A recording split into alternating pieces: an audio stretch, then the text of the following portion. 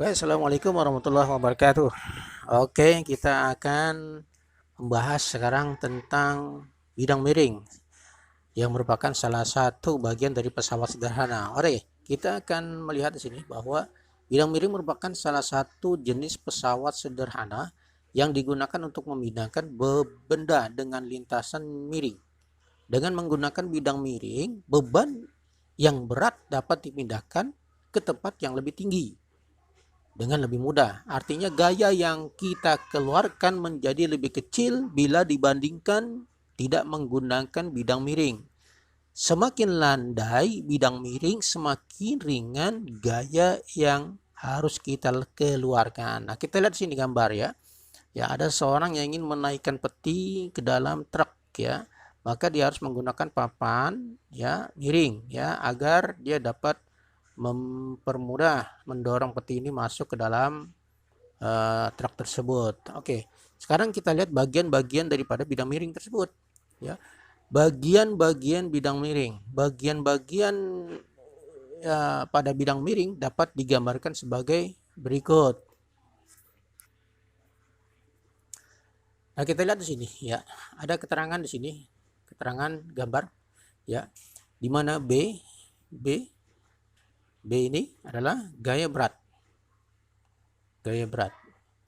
Dan F adalah gaya yang diperlukan untuk memindahkan beban atau gaya berat beban. Oke, sekarang kita lihat S ini adalah bidang miring, panjang lintasan miring atau jarak ujung-ujung lintasan miring.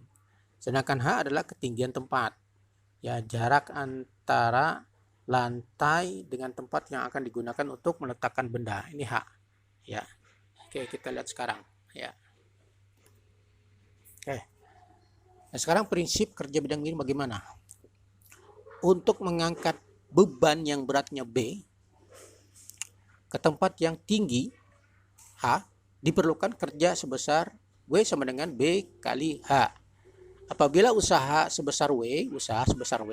W ya, melalui bidang miring panjangnya S, diperlukan kerja sebesar W sama dengan F kali S. Jadi rumus. Jadi W sama dengan F kali S ini merupakan rumus. Oke. Ya. Karena kerja yang dilakukan sama besar, maka dapat dirumuskan sebagai berikut. Keterangannya adalah B berat beban, satuannya adalah Newton, satuan berat Newton ya, karena merupakan gaya berat. H itu adalah tinggi, satuannya adalah meter ya, satuan panjang. Dan S adalah panjang lintasan miring, satuannya adalah meter. Sedangkan F adalah gaya ya, kuasa ya untuk mengangkat beban, satuannya adalah Newton karena merupakan satuan daripada gaya. Oke. Kita lihat di sini adalah B kali H sama dengan F kali S, maka F ini ya, kita lihat di sini adalah F ya, maka F itu sama dengan B kali H per S. Nah, sekarang kita lihat contoh ya. Kita lihat contoh di sini, contoh ya. Cara menghitung besar gaya kuasa untuk mendorong benda melalui bidang miring. Ya, kita perhatikan gambar. Sekarang kita lihat, perhatikan gambar. Oke, kita perhatikan gambar di sini. Sebuah peti beratnya 200 Newton. Peti beratnya 200 Newton. Ya. Akan dipindahkan pada ketinggian 1,5 meter. 1,5 meter melalui bidang miring yang panjangnya 3 meter. Nah, berapa gaya yang diperlukan untuk memindahkan bidang miring tersebut? Jadi gaya yang diperlukan untuk memindahkan bidang miring. Kita lihat penyelesaiannya sekarang. Kita lihat.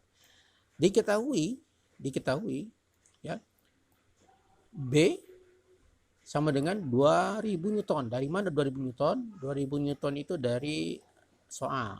Nih. Ya, berat B. Kemudian H itu sama dengan 1,5 meter dari mana? H itu ketinggian. Ya, 1,5 meter dari soal kita ketahui. Sedangkan S itu 3 meter. Dari mana 3 meter itu? Kita lihat 3 meter dari panjang kemiringan, ya.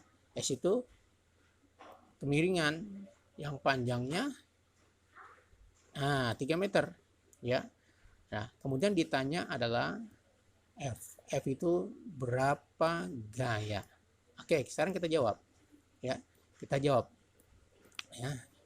Nah, sekarang F sama dengan B kali H per S. B-nya 2000 Newton kali 1,5 meter kali H. H itu 1,5 meter H. Dibagi S. S-nya adalah 3 meter.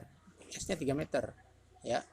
Berarti 2000 Newton kali 1,5 meter per 3, ya, itu sama dengan 1000. 2000 kali 1,5 3000 bagi 3 sama dengan 1000, ya. Jadi 1000 Newton. Jadi F sama dengan 1000 Newton, ya.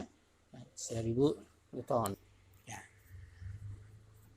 Jadi gaya yang diperlukan untuk memindahkan bidang miring tersebut sebesar 1000 Newton. Oke, udah sekali bukan?